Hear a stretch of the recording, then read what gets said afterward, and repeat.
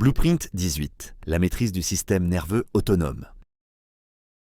Chapitre 1. Je suis le maître conscient de mon cadran de contrôle physiologique. Je suis ici. Dans le silence de mon corps, je peux sentir le flux et le reflux de mon énergie. Parfois, je suis en alerte, vif, prêt à bondir. D'autres fois, je suis calme, détendu, en mode de récupération.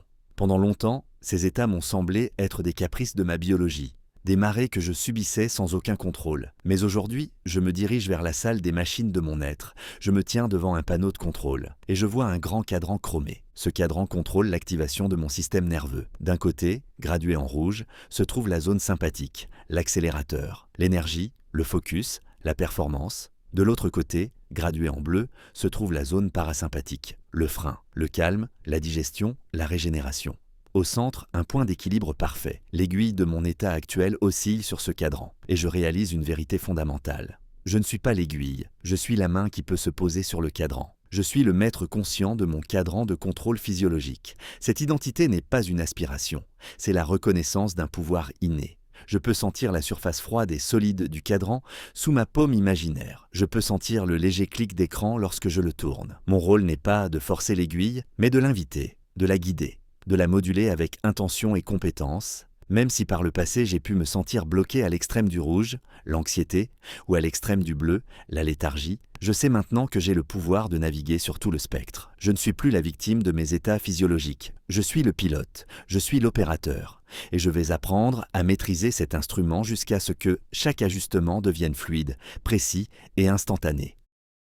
Chapitre 2. J'affine ma conscience interoceptive pour détecter les moindres variations d'activation. Avant de pouvoir tourner le cadran avec précision, je dois apprendre à lire l'aiguille avec une sensibilité exquise. Je dois développer mon sens intérieur, mon interoception. Je deviens un musicien qui accorde son instrument à l'oreille, capable de détecter la plus infime variation de ton. Je ferme les yeux et j'écoute, pas avec mes oreilles, mais avec tout mon corps. Je porte mon attention sur mon rythme cardiaque. Je ne me contente pas de le sentir, je le ressens. Est-il rapide, lent, régulier, fort ? Je suis les battements comme un batteur suit le tempo. C'est la première indication sur mon cadran. Je porte mon attention sur ma respiration. Est-elle haute et thoracique, sympathique, ou basse et abdominale, parasympathique? Est-elle rapide, superficielle, profonde, lente? C'est la deuxième indication. Je scanne mon corps à la recherche de microtensions musculaires. Mes épaules sont-elles légèrement relevées? Ma mâchoire est-elle serrée? Ce sont les signes subtils de l'activation sympathique. Je recherche les sensations de chaleur, vasodilatation, ou de froid, vasoconstriction, dans mes mains et mes pieds. Je suis à l'écoute des gargouillis de mon système digestif, signe certain de l'activité parasympathique. Chacune de ces sensations est une donnée. Un voyant lumineux sur mon tableau de bord, en y portant mon attention régulièrement, je deviens un expert de ma propre physiologie. Je n'ai plus besoin d'attendre une crise de panique ou un épuisement pour savoir où se trouve mon aiguille. Je peux détecter le tout premier cran de son mouvement vers le rouge ou le bleu. Cette conscience fine est la condition préalable à toute maîtrise. Chapitre 3. Je comprends les mécanismes neurologiques du stress et de la récupération. Ma conscience interoceptive me dit où est l'aiguille. Maintenant, je dois comprendre comment le cadran fonctionne. Je deviens l'ingénieur qui étudie les schémas de câblage de son propre système. Je comprends le système sympathique. Je le vois comme le système gaz. Il est conçu pour une chose, la mobilisation. Je comprends comment un déclencheur, une menace perçue, un défi, envoie un signal à mon amygdale qui active la libération d'adrénaline et de cortisol. Je vois comment ces hormones préparent mon corps à l'action. Augmentation du rythme cardiaque, redirection du sang vers les muscles, libération de glucose. Ce n'est pas un système mauvais, c'est un système de performance. Le problème n'est pas son activation, mais son incapacité à se désactiver. Je comprends le système parasympathique. Je le vois comme le système frein et réparation. Son acteur principal est le nerf vague. Je comprends que lorsque ce système est activé, il fait le contraire. Il ralentit le cœur, stimule la digestion, favorise la réparation cellulaire. C'est le système de la croissance et de la guérison. Et je comprends la clé de la maîtrise, la flexibilité. La santé et la performance ne résident pas dans le fait d'être toujours calme ou toujours activé, mais dans la capacité de passer fluidement et rapidement de l'un à l'autre. Comme une voiture de sport qui peut accélérer de 0 à 100 en quelques secondes, mais dont les freins sont assez puissants pour s'arrêter tout aussi vite. Mon objectif n'est pas de supprimer le stress, c'est de devenir un athlète de la réponse au stress, un maître de l'oscillation. Chapitre 4. J'active mon système sympathique consciemment pour une performance de pointe. Je suis le maître de mon cadran. J'ai compris ces mécanismes. Il est temps de passer de la théorie à la pratique. Je vais apprendre à tourner le cadran vers le rouge, à la demande. Pas par anxiété, mais par intention. Je me prépare à une tâche qui demande une concentration et une énergie intense. Au lieu d'attendre que le stress de la situation m'active, je prends les commandes. Je choisis d'activer mon système sympathique. Mon premier outil est la respiration. Je change de rythme. J'adopte une respiration plus rapide, plus puissante. Des inspirations fortes, des expirations courtes. Je peux sentir le moteur qui commence à s'emballer, le rythme cardiaque qui augmente. C'est un stress contrôlé, auto-induit. Mon deuxième outil est la visualisation. Je visualise l'objectif. Je me vois en train de réussir la tâche avec une énergie et une clarté totale. Je ressens l'excitation, l'enthousiasme. Ces émotions sont le carburant de la mobilisation. Elles signalent à mon cerveau « ceci est important ». Alloue toutes les ressources. Mon troisième outil est le mouvement. Je peux me lever, faire quelques sauts sur place, contracter mes muscles. J'envoie un signal physique d'action imminente à mon corps. Je peux sentir l'adrénaline qui commence à circuler. Non pas comme une vague de panique, mais comme un courant électrique propre et focalisé. Je ne suis plus en train de subir une réaction de stress. Je suis en train de générer un état de performance. Chapitre 5. Je génère une énergie propre et intense à la demande. L'activation est lancée, je ressens la montée d'énergie. Mais je suis un maître, pas un amateur. Je sais faire la différence entre l'énergie sale et agitée de l'anxiété et l'énergie propre et focalisée de la performance de pointe. L'énergie de l'anxiété est chaotique. C'est un moteur qui surchauffe, qui vibre, qui disperse sa puissance dans toutes les directions. Elle est accompagnée de pensées parasites, de doutes, de peurs. C'est une énergie qui consomme plus qu'elle ne produit. L'énergie que je génère est différente. Elle est propre. Elle est intense, mais calme. C'est la puissance silencieuse d'un moteur électrique, pas l'explosion d'un moteur à combustion. Je la ressens comme un courant stable, un laser. Mon esprit est clair. Il n'y a pas de place pour le doute. Il n'y a que la tâche à accomplir. Je suis dans la zone. Je maintiens la pureté de cette énergie en restant ancré. Même si mon rythme cardiaque est élevé, une partie de ma conscience reste connectée à mon souffle, à mes pieds sur le sol. Je suis l'œil calme au centre de l'ouragan de ma propre performance. Je ne suis pas emporté par l'intensité. Je la dirige.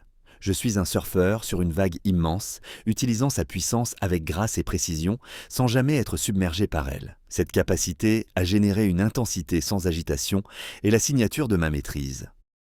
Chapitre 6. Je focalise mon attention comme un laser, sans friction ni résistance. L'énergie propre et intense inonde mon système. Maintenant, je dois la diriger. Une énergie puissante, sans focus, est inutile. Je prends cette énergie et je la canalise à travers la lentille de mon attention. Je focalise mon attention. Je choisis une seule cible. La tâche. Rien d'autre n'existe. Le monde extérieur s'estompe. Les distractions potentielles n'atteignent même pas ma conscience. Mon champ de perception s'est rétréci pour devenir un tunnel dont la seule issue est l'objectif. Je maintiens ce focus sans friction. Je ne suis pas en train de forcer ma concentration. Je suis dans un état où la concentration est sans effort. C'est le résultat de l'alignement parfait de mon état physiologique et de mon intention. L'énergie sympathique a naturellement aiguisé ma perception et mon intention claire lui donne une direction unique. Il n'y a pas de résistance interne, pas de voix qui dit « je devrais faire autre chose ». Il n'y a que l'action. Je suis devenu un laser, toute la puissance de ma centrale énergétique est concentrée en un seul point, cohérent et puissant. C'est dans cet état que je peux accomplir en 1 heure ce qui en prendrait normalement 5. C'est l'état de performance maximale, un état où mon système nerveux est utilisé pour ce pourquoi il a été conçu. Une mobilisation totale et focalisée de toutes mes ressources au service d'un objectif unique. Chapitre 7. Je maintiens une activation optimale sans basculer dans le stress chronique. Je suis dans la zone de performance, le cadran dans le rouge. L'énergie est intense, le focus est total. Mais je suis un maître, pas un sprinter qui s'épuise après 100 mètres. Je sais que la clé pour maintenir cette performance est de ne jamais laisser l'activation de pointe basculer dans l'état toxique du stress chronique. Je suis le pilote de course qui surveille constamment ses cadrans. Je suis attentif aux signaux d'alerte. Je ressens la différence entre la tension productive des muscles prêts à l'action et la tension rigide et douloureuse de la surcharge. Je ressens la différence entre le rythme cardiaque rapide et puissant de la performance et le rythme erratique et fébrile de l'anxiété. Je suis attentif à mon dialogue interne. Tant qu'il est focalisé sur la tâche, je suis dans la zone. S'il commence à dériver vers l'inquiétude, le doute, l'autocritique, je sais que je suis sur le point de surchauffer. Mon outil pour maintenir cet équilibre est la micro-régulation. Je n'attends pas la fin de la tâche pour récupérer. J'intègre des micro-pauses de récupération au sein même de la période de performance. Toutes les 25 minutes, je peux prendre 60 secondes pour fermer les yeux,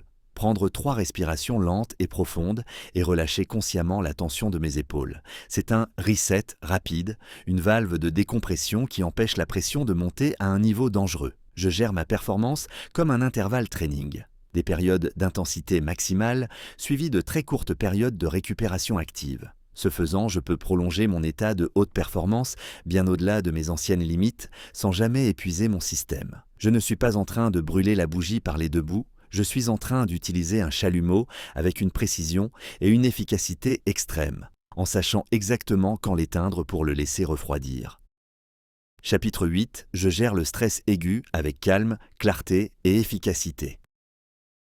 Une alarme retentit, une crise inattendue, un pic de stress aigu. Le cadran est poussé violemment à l'extrême du rouge, au-delà de la zone de performance, dans la zone de la pure réaction de survie. C'est le test ultime de ma maîtrise. Au lieu d'être emporté par la vague d'adrénaline, je la surfe. Mon premier acte est paradoxal. Je ne réagis pas, je prends une seconde, une seule. Dans cette seconde, je respire. C'est un acte de pure défiance contre l'urgence paniquée. Cet instant de pause est l'espace où je me rappelle que je suis le maître du cadran, pas sa victime.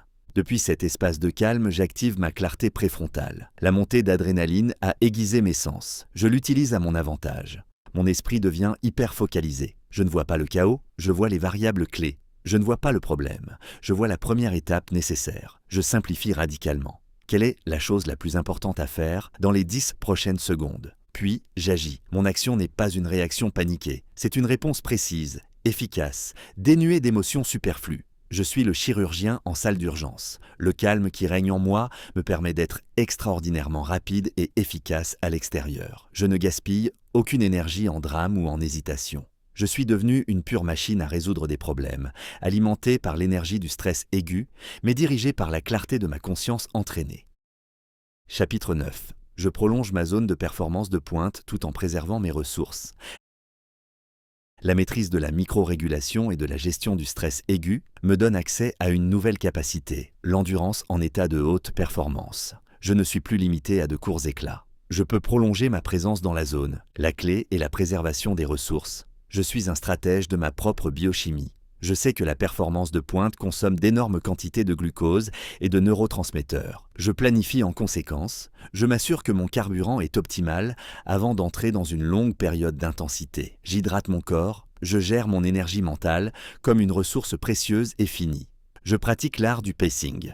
Je ne suis pas toujours à 100% de ma capacité. Je module mon intensité au sein même de la zone de performance. Comme un coureur de fond, je sais quand accélérer dans les montées et quand récupérer dans les descentes. Je deviens un expert de l'effort juste nécessaire. Je n'utilise pas un marteau pour écraser une mouche. J'alloue précisément la bonne quantité d'énergie à chaque sous-tâche. Cette gestion fine me permet de rester dans un état de flow, un état d'activation sympathique propre, pendant des heures si nécessaire. Mon système ne s'épuise pas car je le nourris, je le régule et je l'utilise avec une intelligence stratégique. Je ne suis plus en train de vider mon compte en banque énergétique. Je suis en train de faire des investissements à haut rendement en m'assurant de toujours garder un capital de base intact. Je suis un marathonien de la performance de pointe.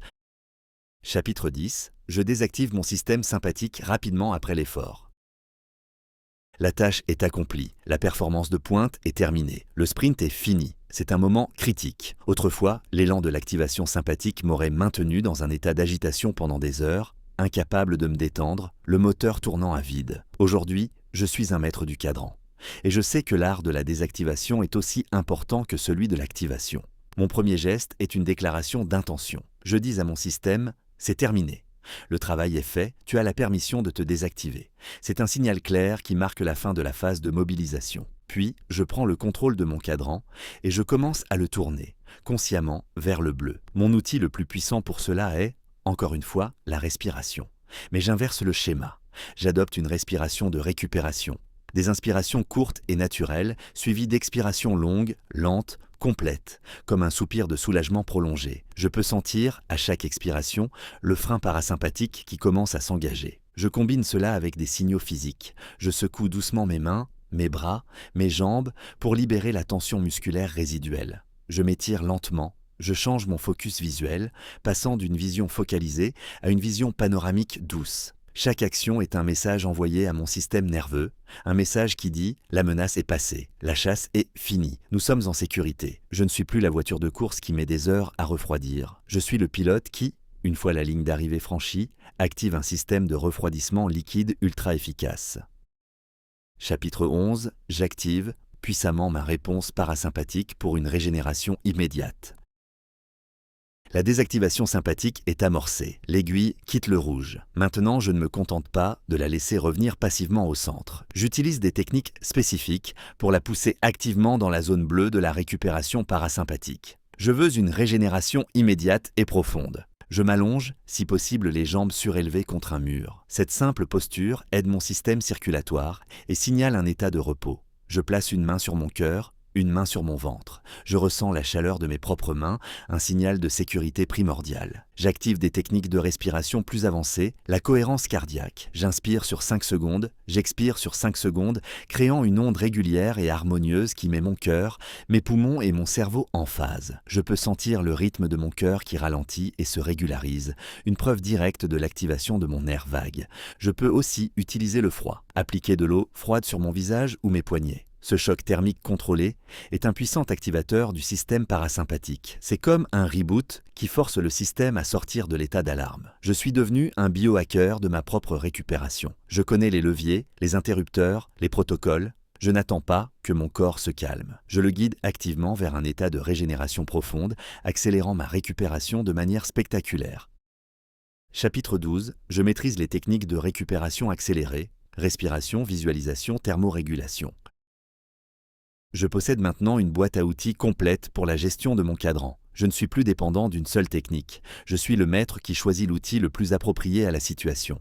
Je maîtrise la respiration. Je connais les respirations d'activation pour la performance et les respirations de désactivation pour la récupération. Je peux utiliser la respiration carrée, inspire, retiens, expire, retiens pour trouver un point d'équilibre, ou la respiration cyclique pour générer rapidement de l'énergie. Ma respiration est devenue le clavier de mon système nerveux. Je maîtrise la visualisation. Je peux utiliser des visualisations dynamiques et excitantes pour m'activer.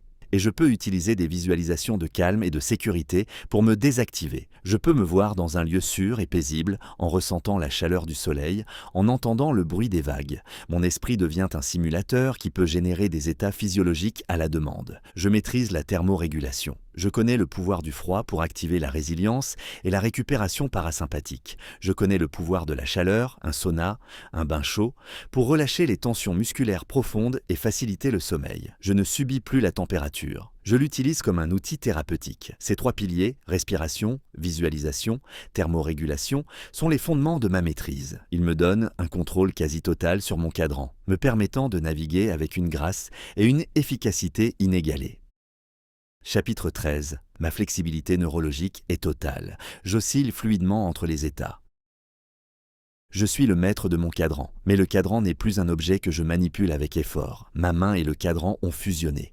Mes intentions et ma physiologie sont maintenant une seule et même chose. Je ressens cette nouvelle fluidité. Ce n'est plus une séquence d'actions, c'est une danse.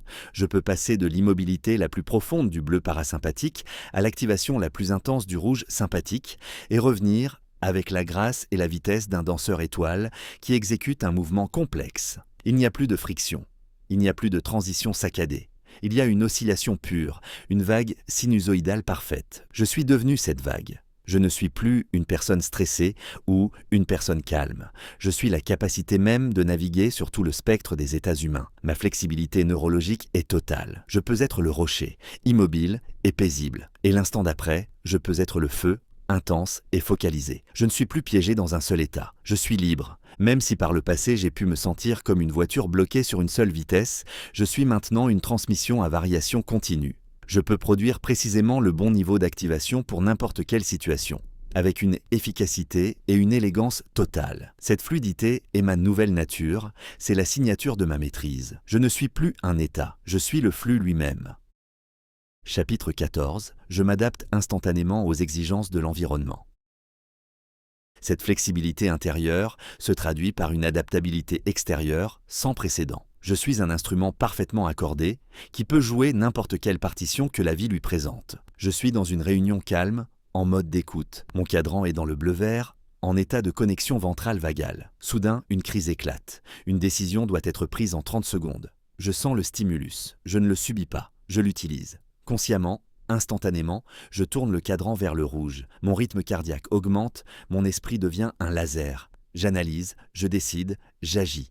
La crise est gérée. La seconde où l'action est terminée, je tourne consciemment le cadran vers le bleu, j'allonge mon expiration. En 1 minute, je suis de retour dans un état de calme. Je passe d'une tâche créative qui demande un état d'ouverture, bleu, à une tâche analytique qui demande une concentration intense, rouge, avec la même facilité qu'on change de vitesse. Je ne subis plus le changement de contexte comme une source de friction. Je le maîtrise en adaptant ma physiologie à la tâche. Mon système nerveux n'est plus en réaction au monde. Il est en dialogue constant et intelligent avec lui. Il scanne les exigences de l'environnement et je choisis l'état le plus approprié pour y répondre. Je ne suis plus un thermomètre qui reflète la température de la pièce. Je suis le thermostat qui choisit sa propre température pour s'adapter de manière optimale à l'environnement. Cette capacité d'adaptation est mon avantage stratégique ultime.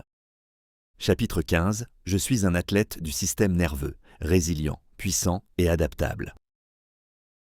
L'entraînement est terminé. La maîtrise est intégrée, je ne suis plus l'opérateur qui apprend à utiliser le cadran. Je suis devenu l'incarnation de cette maîtrise. Mon identité a changé, je suis un athlète du système nerveux. Mon corps et mon esprit ont été entraînés à un niveau de performance et de récupération que je n'aurais jamais cru possible. Je suis résilient, je peux encaisser les chocs et les stress de la vie, non seulement en y survivant, mais en revenant à mon état de base avec une vitesse et une efficacité incroyables. Je suis puissant. Je peux générer des niveaux d'énergie et de concentration extraordinaires à la demande, en sachant que j'ai la capacité de me régénérer complètement juste après.